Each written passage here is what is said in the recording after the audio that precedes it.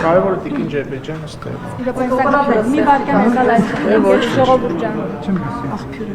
Сейчас մամերքին ինֆորմացիա է, հա պարոն Ռուբինյանին չկանելու։ Մի վարկյան սպասում Ռուբինյան, բայց մի վարկյան սպասում։ Գործունեություն չէ, ոչ։ Համեր տաղավակ։ Հաստատ բոլորը բան ինչ ասեցին, Լիլիթին Պասյան որտե վարկան դրանով ձեր նախագիծը առաջին հարցը տվեք նա դրա մասին խոսամ, էլի, որ մարդիկ իմանան։ Լավ, կհարցնենք, բայց ուրիշ թեմայով սկսենք, էլ հետո կհարցնենք։ Պարոն Ռուբինյան, հայտնի է, որ Ալիջանի անցակետը թուրքական կողմը նաև այդտեղ բանը ավարտել է կամ ավարտին է մոտենում, այնտեղ ինչ-որ աշխատանքներ են ընթանում։ Ես կխնդրեմ ձեզ ներկայացնեք հայ-թուրքական գործընթացում առաջիկայում ինչ նորություն է սպասվում, որովհետև երկար ժամանակ այսպես սպասում կա, այսինքն խոսվում է այդ մասին ամեն դեպքում, որ առնվազն այն պայմանավորվածությունը, որ տևական ժամանակ ձեռք է բերված երրորդ երկրների համար սահմանը բացել, ի վերջո կյանքի կկոչվի։ Կարող եք հայտնել դրա վերաբերյալ կա արդեն հստակ ինչ-որ ժամկետ, որ իսկապես դա տեղի կունենա։ Դուք ճիշտ եք, որ թուրքական կողմը վերականգնում է Ալիջան անցակետը եւ ովքեր որ չգիտեն, Ալիջանը, այսինքն մեր կողմից Մարգարեի անցակետն է, իրենց կողմից Ալիջանի, ինչ վերաբերում է հետագա զարգացումներին, թույլ տվեք հիմա բան չասեմ, երբ որ ժամանակը գա, պատշաճ կերպով կտեղեկացնեմ։ Բայց նույնիսկ ժամկետներ ես թույլ տվեք հիմա բան չասեմ, որովհետեւ ես ուզում եմ հայտնել որևէ բան, երբ որ դա տեղի ունենա։ Այսինքն կա պայմանավորվածություն, որ պայմանավորվածություն 2000, չէ, պայմանավորվածություն կա դեռ 2022 թվականից, որ պետք է երրորդ երկրների եւ դիվանագիտական անձնագրեր կրող անձանց համասահման բացվի, այլ բան հիմա թույլ տվեք չասեմ, երբ որ ժամանակը լավ, մի հարց ժամկետների մասով չէ, բայց ազդակները կամ գործընթացը գնում է դեպի արագ այդ հարցի կարգավորման, այսինքն միայն կասեմ այն, որ հրապարակային է եւ տեսել եք, որ թուրքական կողմը վերականգնում է Ալիջանի անցակետը։ Պարոն Ռուբինյան, ինչպես եք վերաբերվում կամ ինչպես եք գնահատում այն լավ տաղավարս։ Հա, եկեք։ Էրդողանը ասում էր, որ տարվա սկիզբ 2026 թվականի սկզբում խորհրդանշական քայլեր են լինելու, դուք այս տրամաբանության մեջ եք տեսնում եւ ավելին չպետք է սպասել։ Սիրելի գործընկերներ, ես ուղղակի հիմա չեմ ուզում այս թեմայով շատ բան ասել, ոչ թե որովհետեւ ինչ որ թաքցնելու բան ունեմ կամ չեմ ուզում ձեզ ինֆորմացիա տալ, այլ Հայաստան-Թուրքիա կարգավորման գործընթացում իմ փորձը ցույց է տալիս, որ ավելի լավ է սպասել ինչ որ բան լինի, այդ ժամանակ հայտնել։ Ես չեմ ուզում որևէ կերպ գործընթացներին վնաս տալ։ Իրապես թերական քայլերի մեջ մտնում եք գերիների վերադարձը։ Գերիների վերադարձը Ադրբեջանից է։ Պարոն Ռուբինյան, իսկ հնարավոր է երրորդ երկրների հետ սահմանի բացումը զուգորդվի առհասարակ հայ-թուրքական սահմանի բացմամբ, թե ամեն դեպքում այս process-ը ենթադրվում է կամ տրամաբանությունը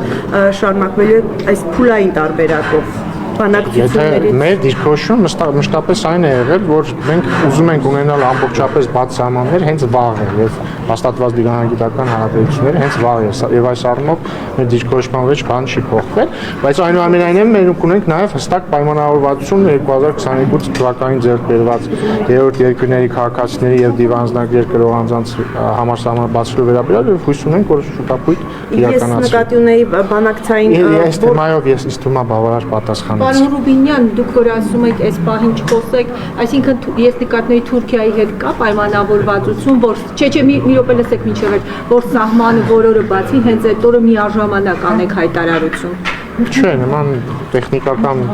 քննարկում չի եղել։ Իսկ ինչպես եք վերաբերվում այն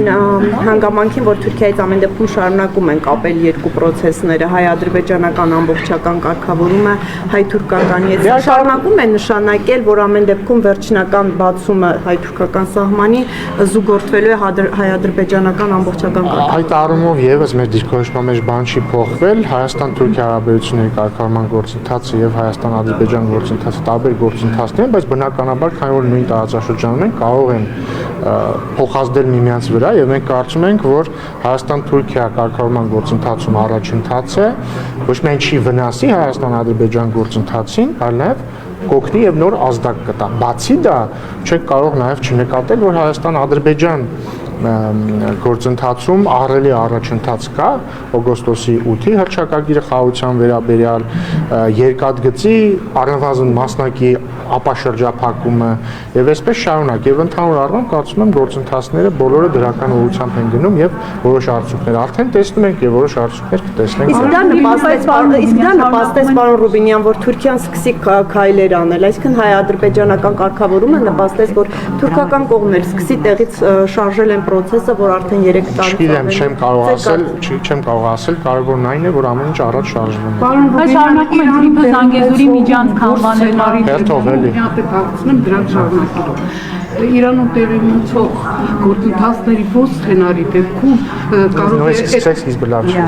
Իրանում հիմա տեղի ունեցողի հետ կապված ո՞ր սցենարի դեպքում ձեր այդ բոլոր ծրագրերին կսպառնա եւ առհասարակ Հայաստանի անվտանգության կսպառնա։ Իրանի հետ գործընթացների հետ կապված գիտեք, որ մեզ պետք է մեզ հետաքրված ենք, որպեսզի Իրանում իրավիճակը կայուն լինի եւ հույս ունենք այդպես էլ կլինի եւ այդպես էլ կա, իսկ մեր այսինքն ծրագրերի հետ կապված որևէ դեպքներ որևէ սպառնալիք չի լինի։ Պարոն Ռուբինյան, Իրանի ԵՊՕ-ի հետ կապված, քանի որ շատ է խոսում երրորդ երկրների հետաքրքրվածության մասին, որ ասում են տարբեր երկրներից ազդակներ կան, այս բանի նկատում եք օրինակ Ռուսաստանը կամ Թուրքիան ինչ մակարդակով են հետաքրքրվածություն ձեռք բերում, կարող է մասնակցություն լինել։ Դե որպես մասնակից, որպես Եթե նկատի ունեք բիզնես պրոյեկտի մասնակից, նման քննարկում չկա, որովհետև տեսել եք օրերս հրապարակվել է նաև փաստաթուղթը, թե ինչ սկզբունքներով է ստեղծվելու TRIP ընկերությունը եւ հիշեցնեմ TRIP ընկերությունը հայ-ամերիկյան ընկերություն է, ոչ հայ-ամերիկյա եւ այլ ինչ որ երկրյան եւ այս առումով այլ երկրի մասնակցություն չի նախատեսվում, բայց եթե խոսում ենք ավելի լայն TRIP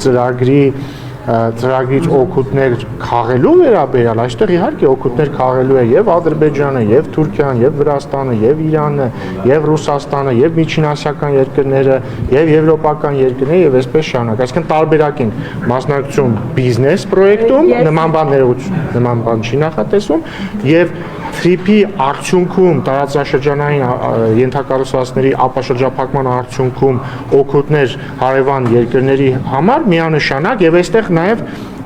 ուղիղ կապ կա այն իմաստով, որ TRIP-ի գործարկման արդյունքում եւ ապաշրջափակման օրինակ Հայաստանը երկաթգծային կապ է ստանում Իրանի հետ, Հայաստանը երկաթուղային կապ է ստանում Ռուսաստանի հետ, Ռուսաստանը Թուրքիայի հետ եւ այսպես շարունակ։ Վրաստանը երկաթգծի հետ չեմ լսում։ Եկեք սենց անենք, եկեք ներողություն մի վարքյան։ Եկեք սենց գնանք, էլի։ Ձեր լավատեսությունը պարոն Ռուբինյան չի կիսում դիվանագետ արտաքին գործերի նախարար պարոն Վարդան Օսկանյանը օրերս նախագծության գրառմամբ անդրադարձել է նախագծին եւ այդտեղ վերստին միջանցք է տեսել եւ այսպեսի նկատառում են հայտնել, այս միջանցքը Հայաստանի իսկ մեծ հաշվով նաեւ ԱՄՆ-ին ոչինչ չի տալու։ Դրա մեջ միակ շահագրգռվածները Ադրբեջանն ու Թուրքիան են։ Լավ կարելի է գոնե նման գործարքին համաձայնվելիս առնվազն 50% մասնաբաժին ստանալ։ 26%-ը այն ողորմելի կրճոնն է, որ կտային նույնիսկ բացարձակ համր բանակցություն։ Շատ լավ, ստեղ երկու հարց ունեմ։ Նախ երկու մասի, հա, բաժանենք երկու բան նշեցիք, մեկը տոկոսի մասին, մյուսը միջանցքի մասին։ Միջանցքի մասով ես կարծում եմ ցանկացած կարդալ իմացող մարդ, իսկ պարոն Օսկանյանը հուսով եմ կարդալ գիտի, կարող է կարդալ հրապարակված փաստաթուղթը, որտեղ միջանցք, այսինքն դա փաստաթուղթ է այն մասին, որ միջանցք չի լինելու։ Հիշեցնեմ, էլի, ինչի մասին են եղել մտահոգությունները այս վերջի 5 տարվա ընթացքում։ Հիմնական 3 թեմայի շուրջ՝ անվտանգություն, արդյոք ով է պահելու անվտանգություն, եւ նաեւ երրորդ երկրներ, հա, անվտանգություն եւ երրորդ երկրներ։ Չէ, արդյոք անվտանգությունը պահելու է երկիր թե ոչ, ընթացակարգեր արդյոք լինելու են համապատասխան անցագրային եւ մաքսային ընթացակարգեր եւ հայ սահմանապահներ լինելու են թե չէ լինելու։ Կհամաձայնեք, որ հիմնական մեզ 3 անհանգստությունն է հնչել։ Այս փաստաթղթով հրապարակված փաստաթղթով հստակ սևով սպիտակին գրված է, որ անվտանգությունը պահում են Հայաստանի համապատասխան մարմինները, Սեյով սպիտակին գրված է, որ համապատասխան անձնագրային եւ մաքսային ընթացակարգեր լինելու են, սեյով սպիտակին գրված է, որ հայ սահմանապահները եւ այլ համապատասխան գերատեսչության ներկայացուցիչները ֆիզիկապես ներկա են լինելու համապատասխան անձնագրային եւ մաքսային տեղերում։ Մի ընդհատեք էլի թողեք ավարտեմ, էլի։ Հետեւա ու մի 1000 անգամ գրված է, որ ամեն ինչ տեղի ունենալու Հայաստանի տարածքային ամբողջականության, ինքնիշխանության եւ իրազեկության շրջանակներում հատկապես կասկածամնիտների համար գրված է, որ ինքնիշխան ֆունկցիաները չեն արտապատվիրակվելու եւ այսպես շարունակ։ Այսինքն բաց փաստաթղթա բոլորը կարող են կարդալ։ Հետեւաբար անհնար է այստեղ միջանց տեսնել։ Հաջորդը, երբ որ ասում է ինչի 50 գոնե 50% հա վերցնի, բայց իրանք երբ որ գույք պատկի դիմաց մեր ռազմավարական օբյեկտները հանձնում էին այլ պետության, ինչ են 100%-ը հանձնել։ Հա բացատրեն, ինչ են 100%-ը հանձնել։ Մի վարքյան։ Իսկ իրականում եկեք տարբերակենք, էլի։ Ինքնիշխանությունը եւ ինչ որ ընկերության մեջ պետական մասնակցության տոկոսը որևէ կերպ իրար հետ չեն հատվում։ Տեսականորեն թրիփը կարող է 100%-ը ամերիկյան լիներ։ Տեսականորեն դրանից մեր ինքնիշխանությունը կամ իրավազորությունը որպես կերպ չէր դուժելու։ Այլ օրինակ ձեզ բերեմ, օրինակ նայեք։ ԶՊՄԿ-ն Զանգեզուրի պղնձամոլիբդենային կոմբինատը։ Հիմա մեր կառավարության օրոք Հայաստան պետությունը, Հայաստանի կառավարությունը փայ է ձեռք բերել ԶՊՄԿ-ում։ Չեմ հիշում քանի տոկոս էլի ինչ որ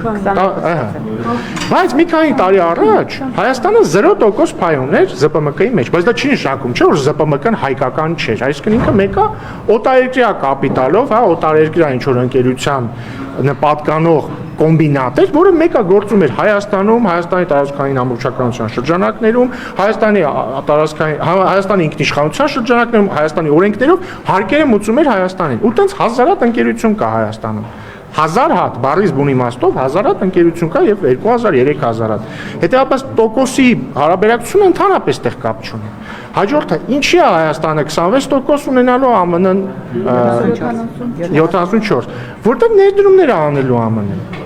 Այսինքն, բայց ինչ է ստացվում, հերիք չի մենք այդ TRIP ընկերությունից հարկեր ենք ստանալու, ինչպես ցանկացած այլ ընկերությունից Հայաստանում գործող։ Այսինքն, բարձր հարկեր, турքեր եւ այլն ստանալու։ Բացի դրանից, նաեւ մենք բիզնես շահույթի մի մասն ենք ստանալու, ինչը շատ լավ է։ Պարոն Օսկանյանն ասում է, որ ասում են պարոն Օսկանյանի օրոք մեր Հայաստանում ռազմավարական օբյեկտների մի մեծ մաս հանձնվել է այլ պետության 100%-ով, թող հեքիաթներ չպատնեն։ Պարոն Բենյան, հստակեցում այս հարցի հետ կապված, արդյոք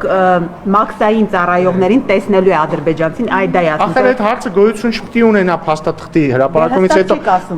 Սրանից հստակ ոնց ասեմ, փաստաթուղթը բացեք, չեմ հիշում որ մասն է, գրված է, որ Հայաստանի համապատասխան գերատեսչությունների ներկայացուցիչները ֆիզիկական ներկայություն են ունենալու անցակետային եւ մի վարքյաններ բան անձնագրային եւ մաքսային կետերում վերջ հա խնդրեմ հա միջև մեր այս փաստաթղթի նշվում է որ նաեւ լինելու են այլ գրասենյակ այլ գրասենյակ չէ Ժորժ ջան front office back office-ը նորմալ է նախ գրած չի ոչ հայ, գրած է երրորդ կողմի օպերատոր, դա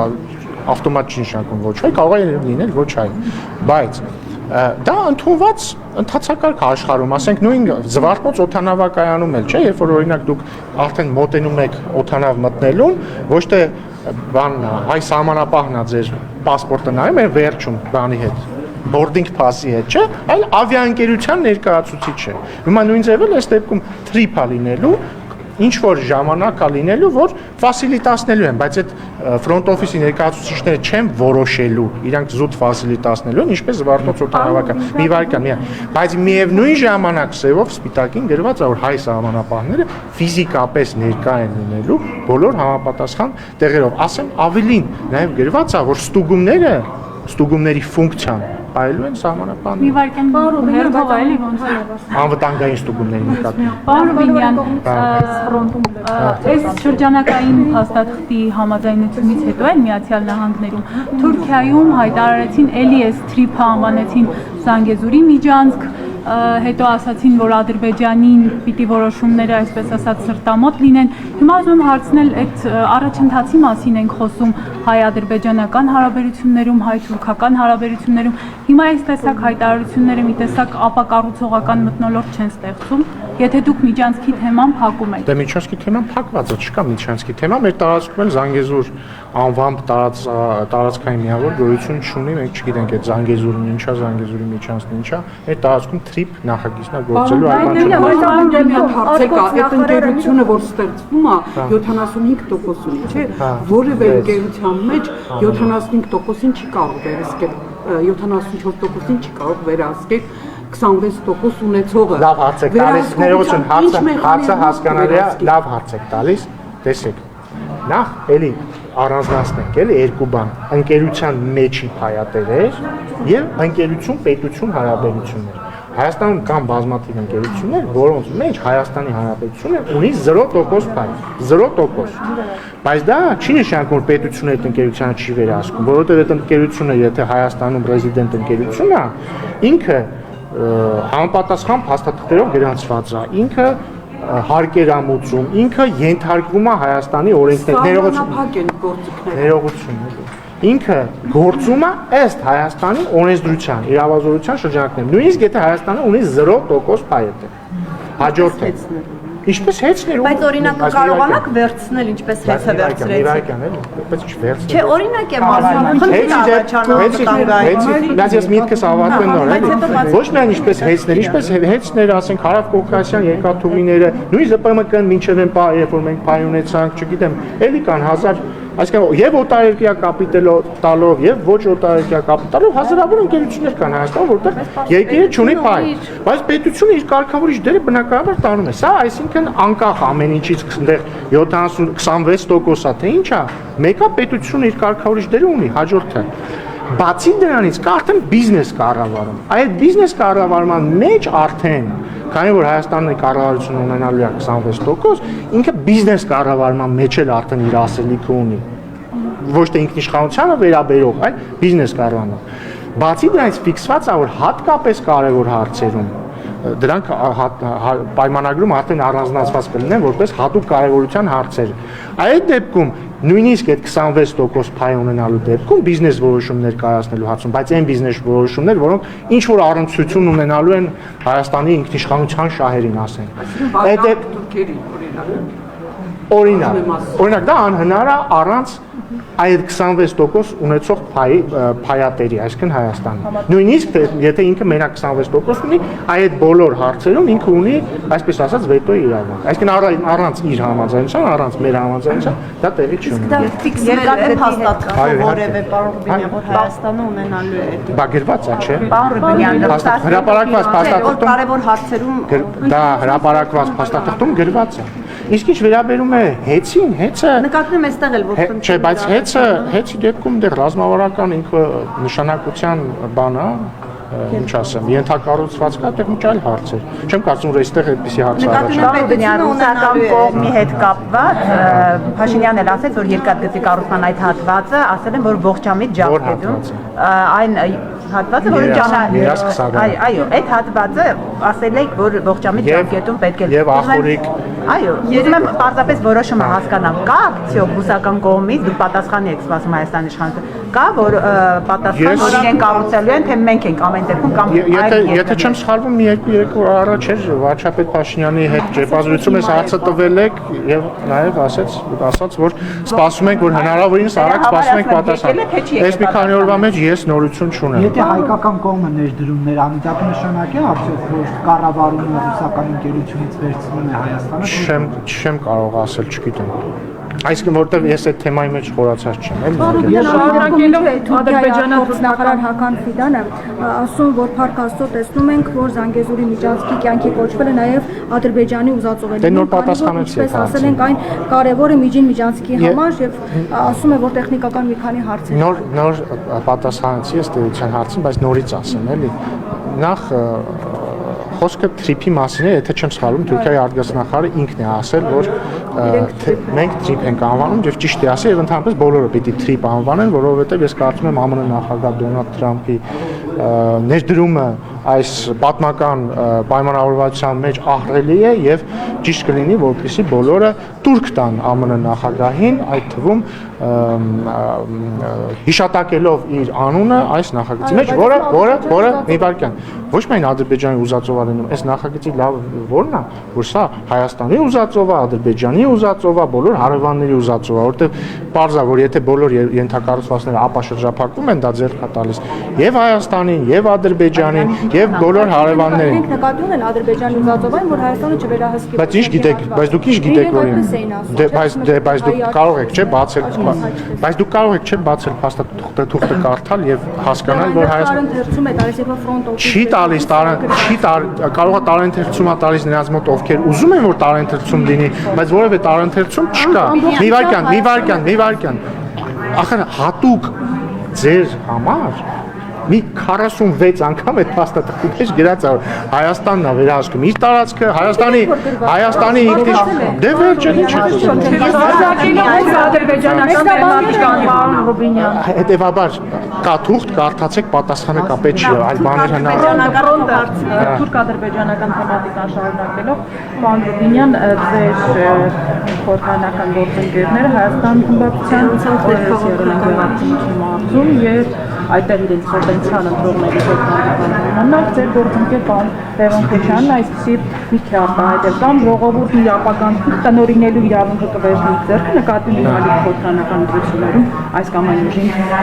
քվեարկելով կամ այն կտնօրինի Թուրքիան եւ Ադրբեջանը ձեր մեծ մականությունը դե բան է ինչ դասական մանիպուլյացիոն հայտարարություն է, ուրիշ ինչ պիտի ասեն, այդ մարդիկ չհասկացան, որ անընդհատ իրանց խոսույթի 90%-ը թուրք-ադրբեջանական է։ Նկատել եք, ոչ մի քաղաքական խոսք չկա, կան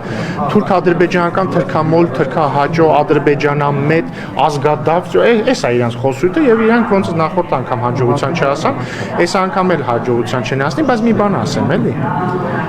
Տեսա ես այդ ձեր նշած տեսանյութում տեսա որ մի քաղաքացի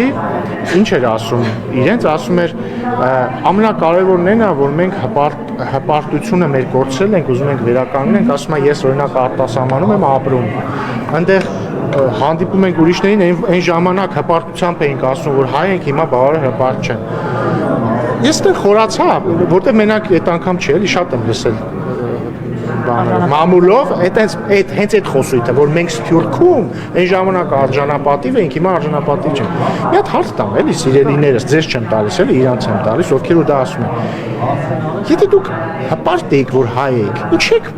արտագաղթել Հայաստանից կարող է չէ այո բայց նկատի ունեմ կարող է պետքա հպարտ լինել կարող է ավելի մեծ հպարտություն է Հայաստանում ապրել ես չեմ ասում որ իրանք են մեղավոր արտագաղթել են բարձր ասենք սոցիալական խնդիրներ չէ կոնկրետ այդ մարդը Գեղարքունիքի մարզից էր խոսքը հին Սփյուռքի մասին չի այսինքն բարձր չէ ասենք բանա խնդիրներ են եղել տնտեսական սոցիալական արդարության հետ կապված հազար բան կարա լինի